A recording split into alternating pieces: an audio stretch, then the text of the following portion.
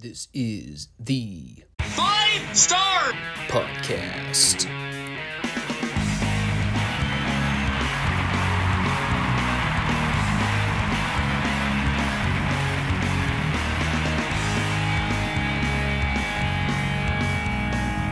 Let me talk to you.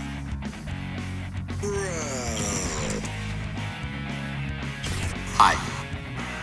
What do you guys want to talk about?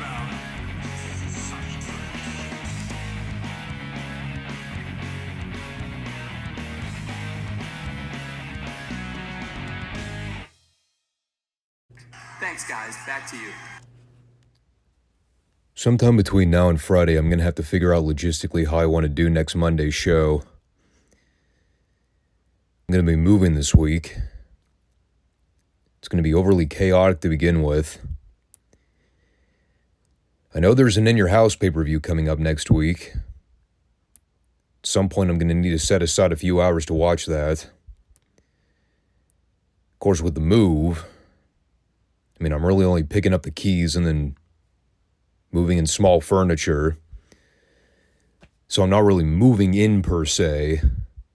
That'll more than likely happen the following week when I actually have bedding. But I've already got a lot on my plate to begin with here. I'm kind of scatterbrained. I just don't want to screw myself over, so I'm trying to get my ducks in a row for all that.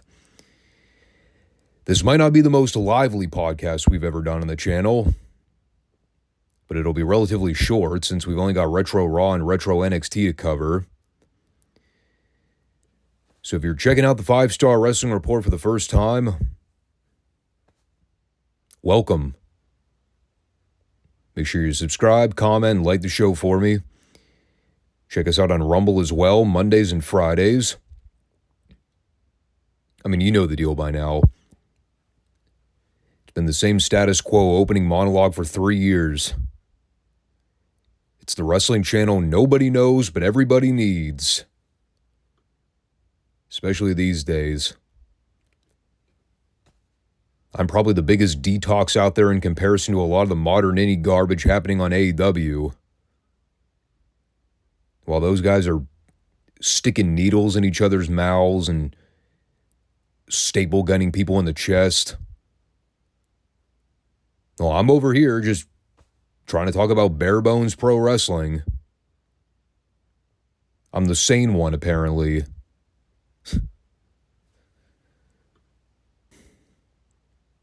I don't know. I've pretty much given up hope that I'll ever return to reviewing AEW's product. It just gets worse and worse and worse every time I read about them in the news. And I see the occasional clips of some of the crap they're doing on their television shows. The buildings are a quarter full half the time. It just looks dark and dismal. Why the hell would anybody want to watch 4 to 5 hours of that crap every week? How much time do you actually have on your plate? And I don't care what kind of new TV rights deal they may or may not have. It's never going to fix the real issues with that current product until the guy running the ship actually passes off his duties to somebody with a clue. And he's got too much of an ego to do that. So instead, we will resume our normally scheduled Monday show with, two products that really aren't a whole lot better than AEW at the moment. But at least no one's being an attention whore. Because that's what AEW is at this point. It's just a bunch of self-righteous pricks trying to get attention. Because they're all a bunch of idiots. Oh, and by the way, none of them are stars. It's an important thing to mention there. Because Retro Raw sucks. But at least the show had stars. At least people were over. So I had to double check my sources here just to make sure I was right. At first I thought I couldn't do mental math in my head. But it turns out the WWF aired a special Thursday edition of Raw this week. I thought Peacock fucked up. I mean, at first I thought I skipped an entire week because we already had the preempted Labor Day show from the 4th. And remember, WWF didn't air a Raw after SummerSlam. Then I thought they mislabeled it. Either that or they thought such little of the September 18th edition of Raw, they had to try to hide it by plugging in the wrong date. Right. Because of all shows in 1995 for them to think, wow, this is really embarrassing. We really don't want people watching this episode. It was the September 18th edition. That one really stood out. We've got to ghost this one. But no, it was just a Thursday episode. I mean, it was still largely terrible. But in comparison to some of the other ones we've seen throughout the year, please. There have been far, far worse. But in fact, it was a rare Thursday edition of Raw, September 21st. And we've come full circle 2 years later on this program. It was back in May of 1993, where the 1-2-3 Kid made history in his debut by knocking off a heel Razor Ramon. And it is a pretty iconic moment in the WWF history book. Everybody still remembers that moment to this day. We talk about the match all these years later. So we are now in the fall of 1995. And well, quite a bit has changed, as a matter of fact. Razor's a babyface now. The Kid is a heel. Their hair is about 3 to 4 inches longer collectively. And this is sort of a proving ground match for the Kid, as he's looking to show that what happened on Raw 2 years ago was not a fluke, since everybody seems to think it was. And that was kind of a unique feature to the story here. You know, the fact that that match was a fluke, and everybody knew it. But the 1-2-3 Kid had such a chip on his shoulder here. He's trying to prove, even to himself, that when he beat Razor 2 years ago, it was legit. And so he's super aggressive right from the get-go, jump-starting Razor before he can take his ring jacket off. Yeah, Razor kind of turns the tables and starts throwing the Kid around like a lawn dart. I mean, you could definitely call it one of those seesaw matches. We all know Vince loves using that term. And it is a pretty good match, all things considered. Factoring in the participants, it's very professionally laid out. I mean, we all know the chemistry the Click members had at one point. This was just kind of another day at the office for them. As usual, Jerry Lawler's beyond fucking annoying on commentary. I'm really half tempted to just start watching half these matches on mute. He gets on my nerves so much. But other than that, you get the spot where both men collide with each other and then accidentally bump Earl Hebner. So while he's down selling, Dean Douglas hits the ring and gives Razor the frog splash onto his back, which somehow was enough to knock Razor unconscious. I'm not entirely sure how, but sure, we'll roll with it. And then the Kid slowly and dramatically crawls back in to make the pin attempt. Hebner does the plodding, groggy 3 count. I mean, God, they were milking that so much. I actually kind of thought Razor had to kick out. I was like, there's no way he's actually going to stay down, right? But no, he did. And that is now 2 major victories over Razor Ramon on TV for the 1-2-3 Kid.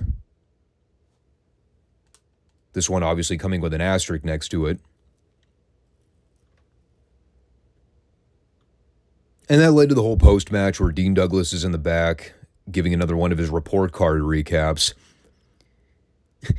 And this was already funny because, he's selling it like he's totally blown up and out of breath after having run out from the back to Frog Splash Razor and then immediately jogging to the back afterwards. So he's sweating. Meanwhile, he starts grading the 1-2-3 Kid and Razor's performance. He gave the Kid a D for dumb, for him thinking he actually believed he was responsible for beating Razor legitimately when Douglas did all the work. Razor gets an E for elevate, which apparently somehow tied in with their upcoming match at In Your House, which, again, I totally forgot was happening until this week. So I'm glad he reminded me about it. A is for Dean Douglas, because that goes without saying. Obviously, Douglas is going to give himself an A. And the N was for no-brainer, since it's already a no-brainer on who's going over in the Razor-Dean Douglas match on the pay-per-view. And I will admit, Lawler did have one good line during all this. As he's cackling to himself and going, "Ha! No-brainer, get it?" He also, under his breath, had to point out, Look, it spells Dean. Because if you're a dope, and you already haven't figured out the acronym, yes, these grades all spell out the label D-E-A-N.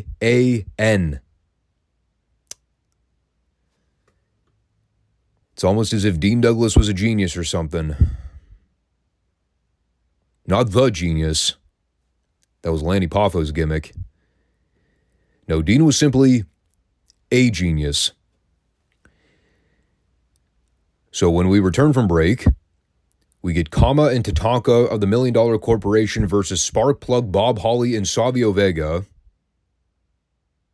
For Christ knows what reason. Someone decided, who are the two biggest loser babyfaces on the entire roster? Savio and Bob Holly. Perfect.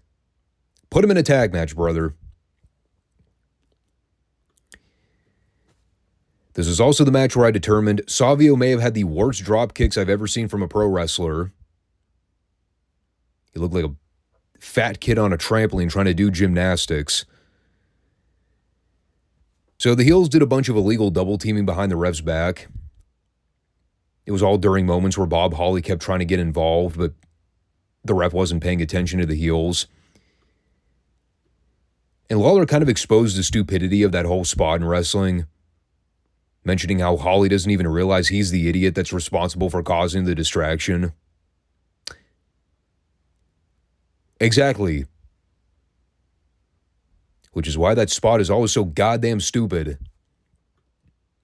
Because it makes the babyfaces look like morons. So the heels are beating on Savio for another 45 minutes. The most boring, drawn-out heat session in the history of televised wrestling. I was falling asleep. Finally, Bob Holly gets a cold tag and runs wild for maybe a minute. And then we get this incredibly fucked up finish that, I'll be frank, I have no idea what they were trying to do here. Well, actually, no. That's a lie. I think I know exactly what they were going for.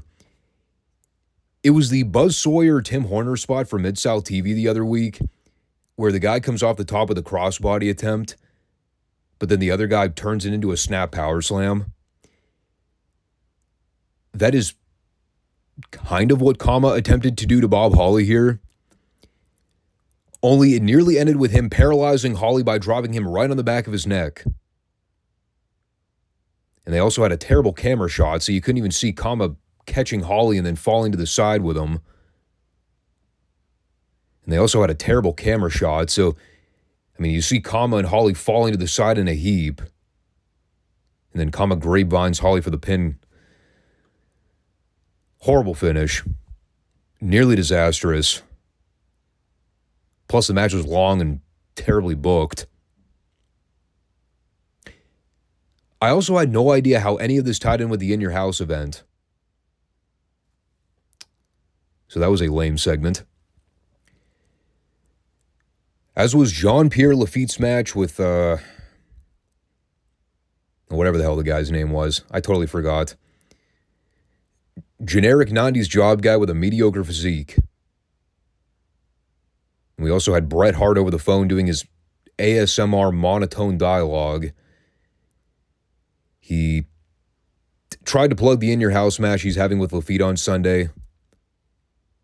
Apparently, Lafitte stole Bret's ring jacket or something. I didn't care. Nor do I care about this feud. It's actually kind of the recurring theme with a lot of Bret's run in 95. Everything he's been involved with, I mostly haven't cared. It's just one meaningless mid-card feud after another. Lafitte won. It was whatever. And then we had the main event for the week, which was just very bizarre. It was also Vince's wet dream fantasy come to life. Pairing Yokozuna and Mabel across the ring from each other in tag team action. You knew he was getting a Woody wanting to see that face off. He even let us know that they had to reinforce the ring to make sure it would even be able to hold the weight capacity of everybody involved here. So the match is Owen and Yokozuna versus Men on a Mission. Two heel teams, last I checked. I don't even know how this match got booked, but it was a thing. I mean, you can already tell Vince has long since given up on the Mabel push. He is just another dude on the roster now who just so happens to be 500 plus pounds and has a terrible mohawk.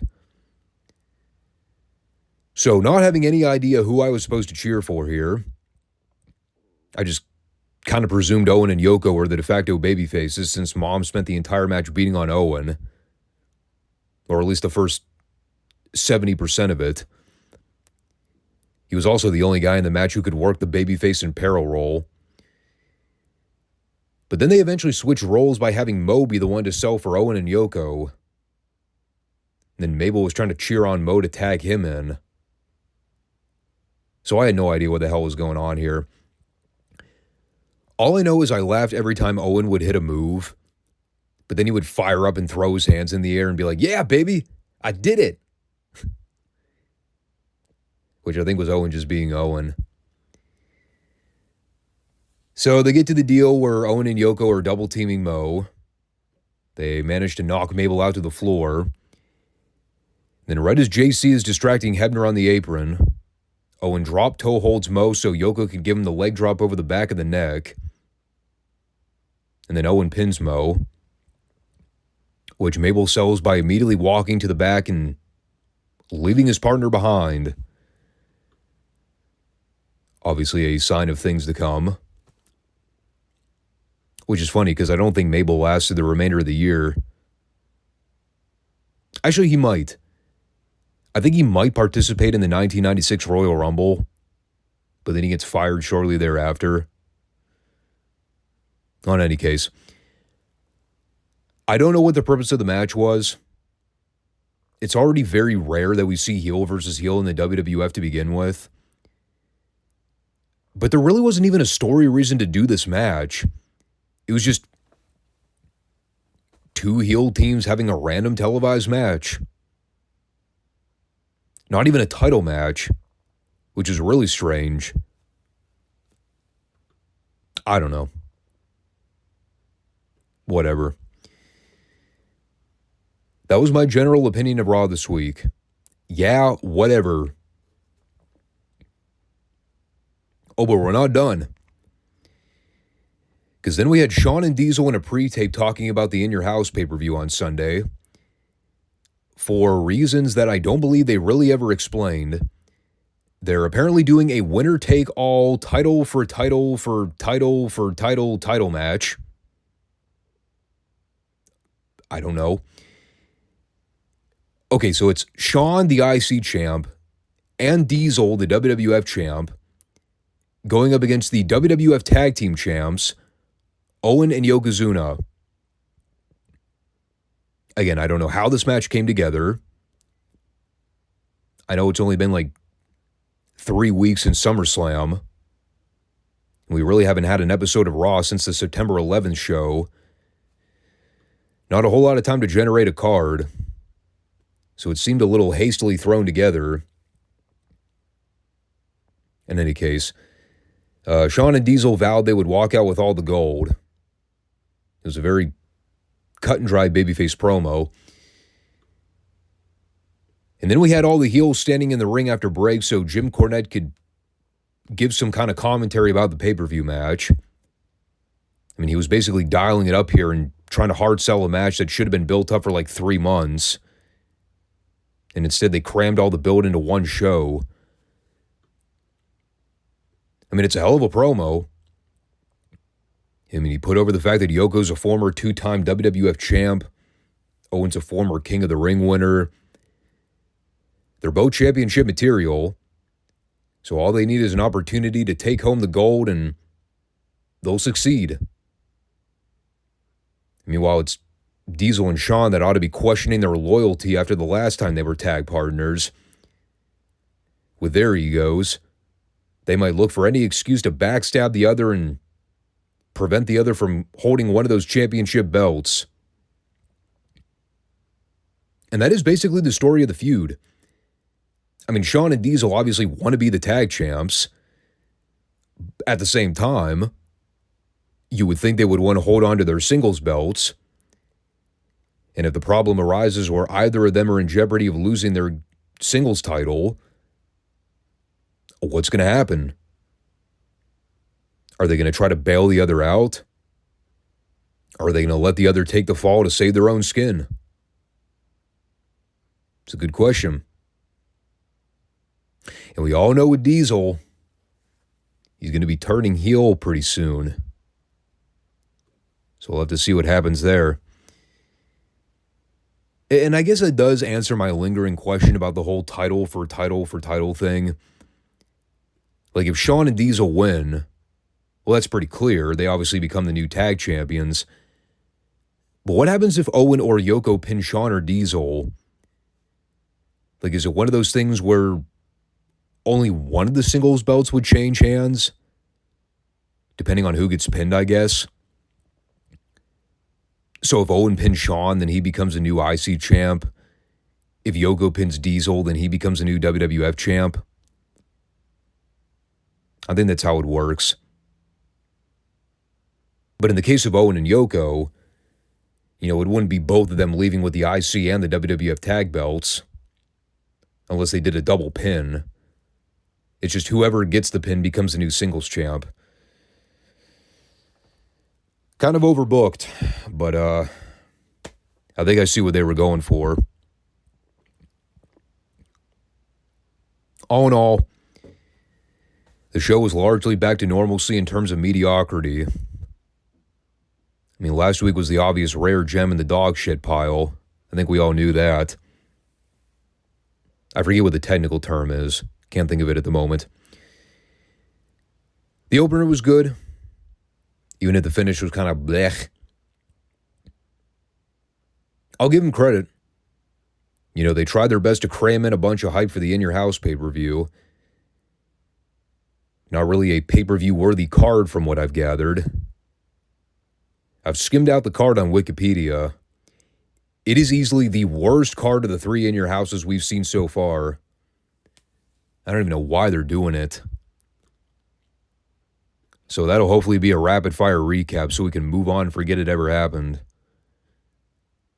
The fact that they booked Savio Vega and Waylon Mercy in the opener, I gotta tell you everything you need to know. So, flipping over to the Black and Gold brand, we are here with the post-Takeover show. Figuring they were going to touch on the fallout to everything we saw go down last weekend. You would think. I can tell you offhand, the one person I was not expecting to show up this week, completely at random, Titus O'Neil. Think about that. The hottest topic coming out of that Takeover special was the debut of Kenta. So they decided, hey, here's a brilliant idea. Let's start the show with Titus O'Neil. Because that's what the people want to see. Okay. I actually forgot how good Titus was on the mic. Especially as a snobby dirtbag heel. Now, of course, given absolutely no context, I had no idea Titus was a heel on TV by this point. So he comes out here well-dressed, looking like $1 million. You know, I'm expecting this super white meat, glad to be here babyface promo, putting over all the young stars and talking about how NXT is the future of the business. Nope, he just starts ripping into the NXT roster, starts belittling the fans, talking about how he's going to take the show hostage since Sami Zayn, Tyler Breeze, and Adrian Neville decided to take Raw hostage the other week. So he's butthurt that the NXT stars got a sponsored tag match on Raw. I guarantee you Titus wasn't even booked on that show. So while Titus is out there being a dick, out comes Sami to stand up to this mean bully. He tells Titus that while he's up on the main roster getting beaten by bunnies, again, I don't know the context. I presume it had something to do with Adam Rose and the Rosebuds. But while Titus is getting jobbed out like a goof on the main roster, the NXT stars are coming out here every week stealing the show and being at the brunt of the conversation. So right before he and Titus come to blows, out comes Neville to... Well, he did a promo. I would not exactly call it comprehensible, but it was a promo of some description. There was actually a lot to this segment I completely glossed over. In hindsight, it was boring as fuck and dragged on forever.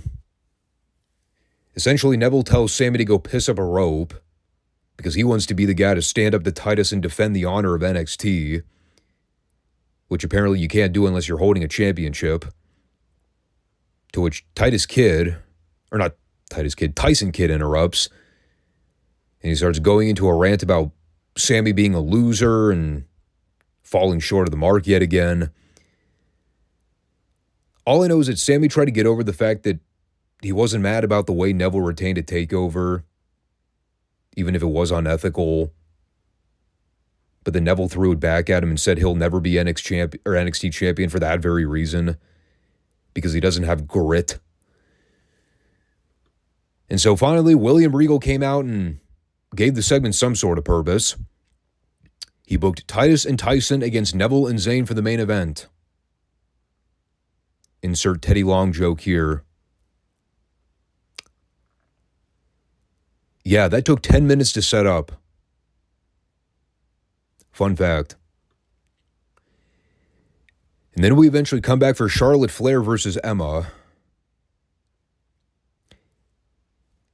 Is it sad that I completely forgot Emma existed? She's been gone from the show for, what, a good 2 to 3 months by this point. Never thought about her once during her absence. And she came back here and I just groaned. The fucking derpy dance, the bubbles, the god-awful theme music. Who the hell was the intended audience for this gimmick? Because it sure wasn't the hardcore fans. My God, you want to talk about a personality that's not over. First of all, the match fucking sucked. Looked like I was watching two deer on roller skates with the amount of fumbling and bumbling going on in that fucking ring. I mean, the Emma flurry of offense at the end was like cringe bad. She's trying to make a comeback on Charlotte. The crowd is dead silent. Like, it was so awful. I actually kind of felt bad for Emma here. Like, she's trying to rally the fans up. They're just sitting on their hands. They don't give a fuck. Charlotte has to sell for her and pretend like any of Emma's shit looks even remotely credible, which it doesn't. And then finally, Charlotte cuts her off at the end and hits natural selection to pin her. Hideous. Beyond hideous. Oh, and by the way, great fucking comeback for Emma. Jesus Christ, could you have made her look like any more of a dweeb? I mean, it almost made Hideo Itami's in-ring debut look like the return of John Cena after 8 months. And Lord knows they gave him any fanfare.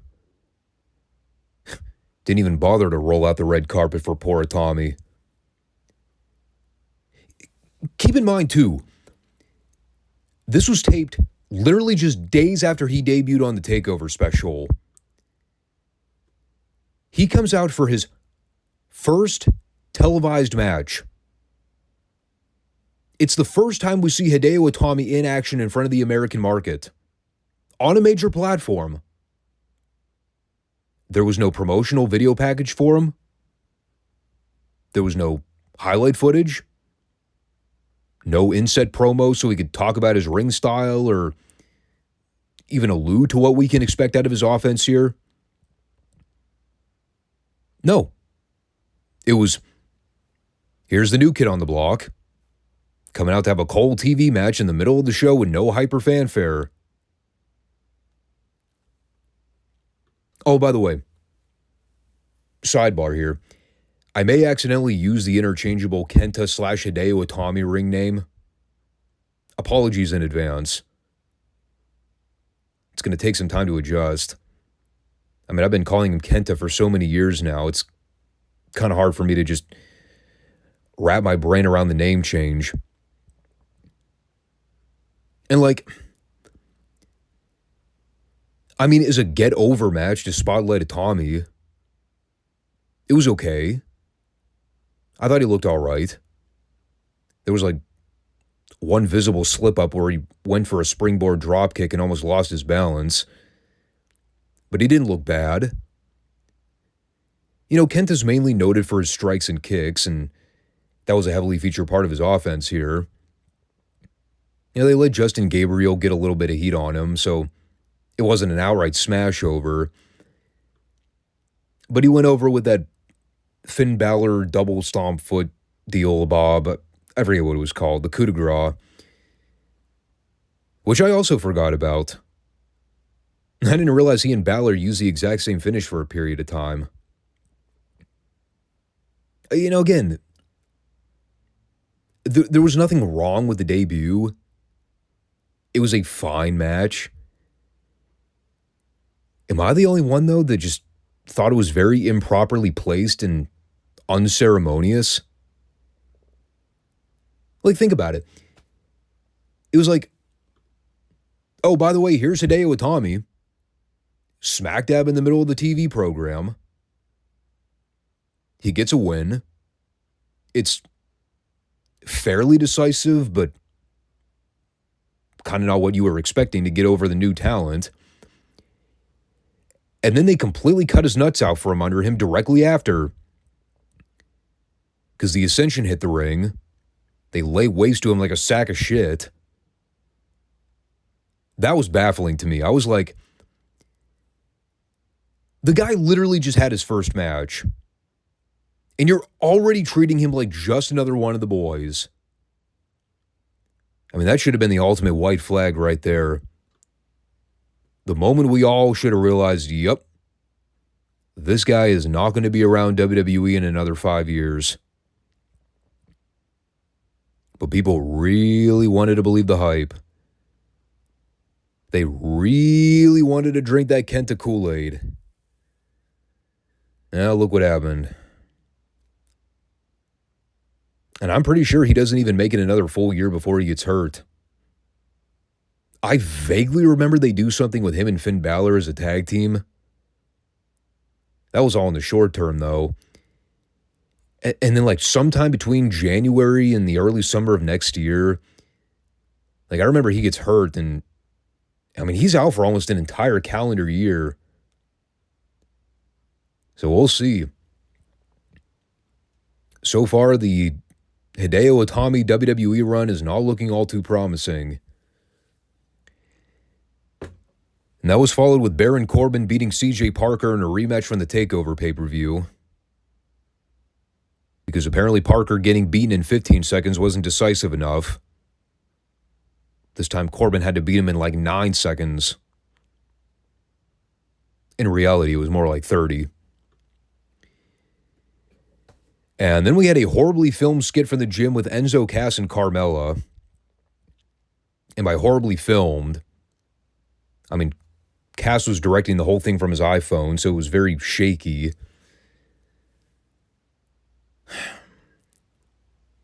I'm not going to get bogged down with the details. Carmella walked in, basically demanded Cass and Enzo train her to be a pro wrestler. Because apparently that's a thing you can do. Yeah, don't talk to the promoters or trainers or management, the people that run the show. No, you can just get a contract by talking to the boys. Apparently that's how this works. Well, you know, she is a feisty, smash-mouth broad from Brooklyn, New York. She's got an attitude. Hunter probably wouldn't want to fuck around with her. So she was pissed that Enzo and Cass stole her special hair removal cream. So in order to get back at them, she made them train her. And then she threw a weight ball into Enzo's stomach. Which I'll admit was pretty funny.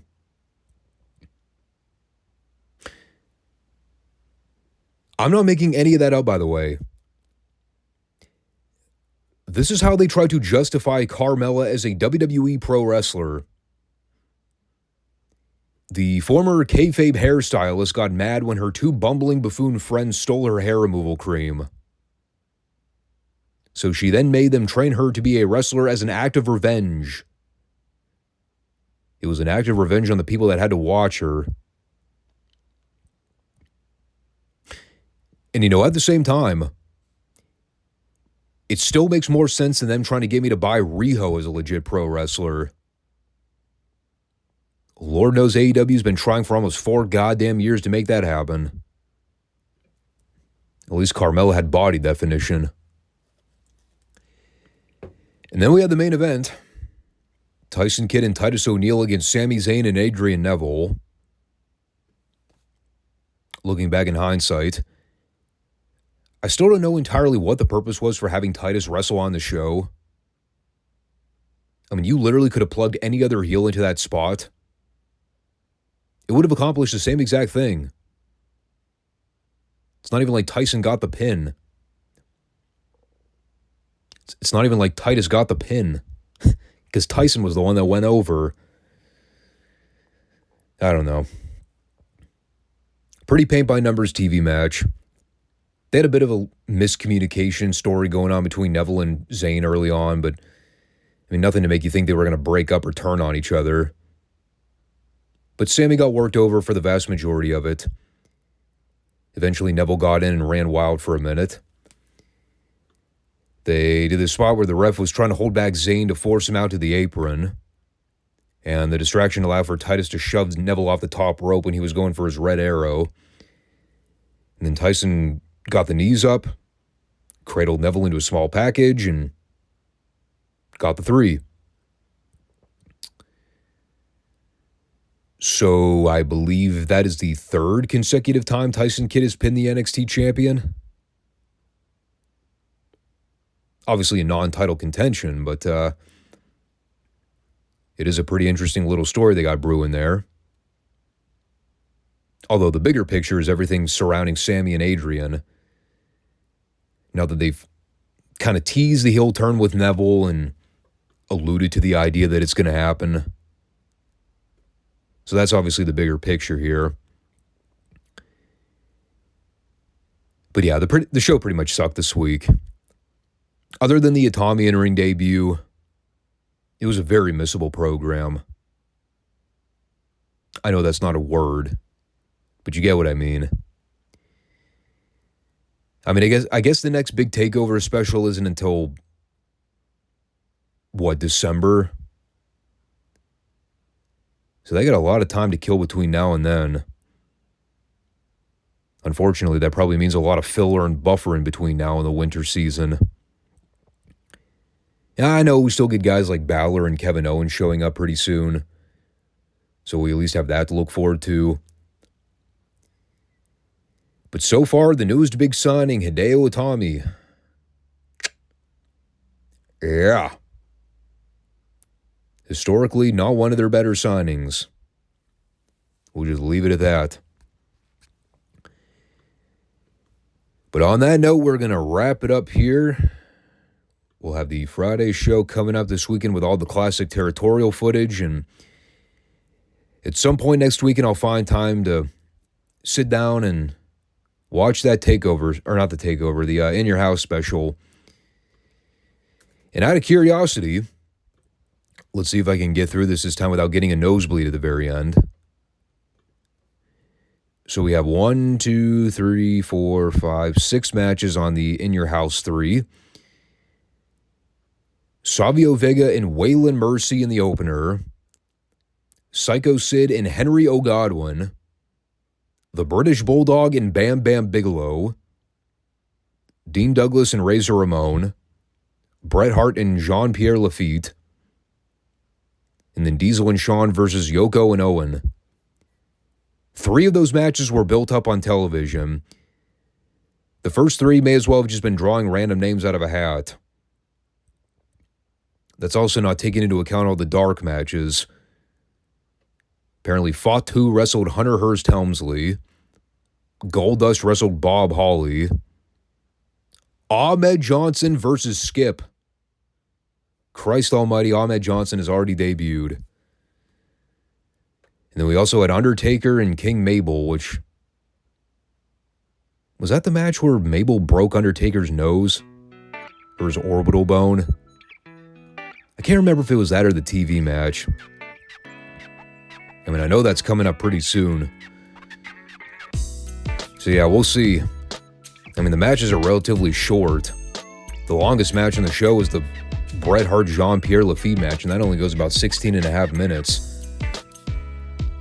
So we'll try to make that as rapid fire as we possibly can. But thanks everybody for checking the show out, and we'll catch you all soon on Friday. Take care. Peace out.